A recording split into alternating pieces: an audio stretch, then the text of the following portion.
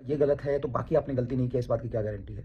पूरे NTA authority पे ये सवाल उठता है, आपको आके जवाब देना पड़ेगा। पूरा देश ये जानना चाहता है, सारे बच्चे का करियर का सवाल है, आप ऐसे नहीं खेल सकते हैं। तो हम सब साथ हैं और हम सवाल पूछते हैं इस बात का। एनटीए को टैग करिए, आप लोग शेयर करिए कि ऐसी गलती कैसे हो सकती है।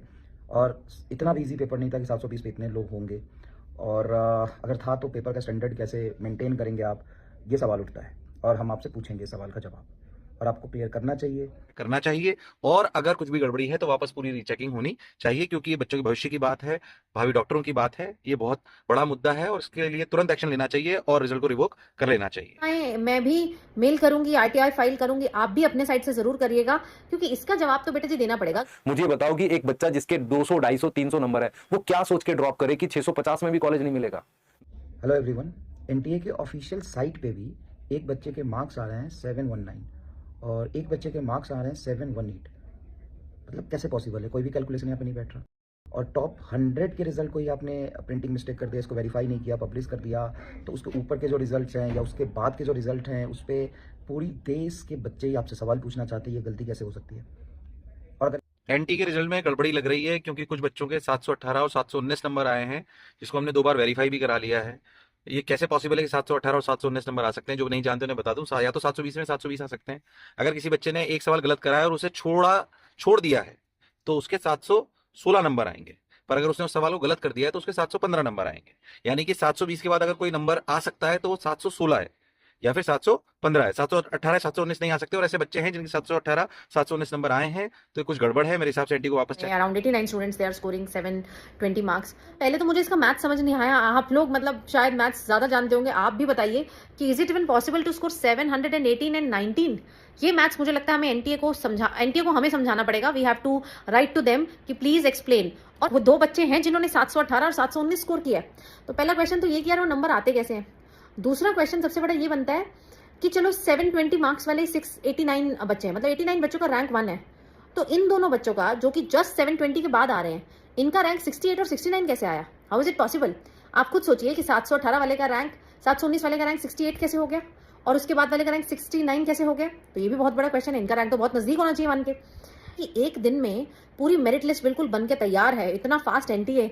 सिलेबस जब रिलीज करना था तब तो बेटा एनटीए ने इतना रुलाया, इतनी इतनी देर के बाद अपडेट आते थे, एडमिट कार्ड इतनी इतनी लेट रिलीज हुआ हमारा, लेकिन हमारा रिजल्ट बड़ी तेजी से आ गया। तो हजम नहीं होती ना बेटा ये चीजें, या तो हमेशा ही आप इतने फास्ट रैंक लिखे हुए हैं। जो rank 111 around I guess number 69, तो मैं आपके साथ यहाँ शेयर करूंगी, उनके रोल नंबर्स बहुत नजदीक सेम ही सीरीज के हैं। तो सेम सीरीज की होने का मतलब है यार एक ही साथ उन्हें तैयारी की थी, एक ही जगह से की थी, विच इज़ वेरी अनलाइकली। और सब बच्चों का रैंक 1 आ रहा है, और कुछ कुछ खबरें जब पेपर हुआ था तब लीक की भी आ रही हैं। तो there are certain things which are not easy to accept by us.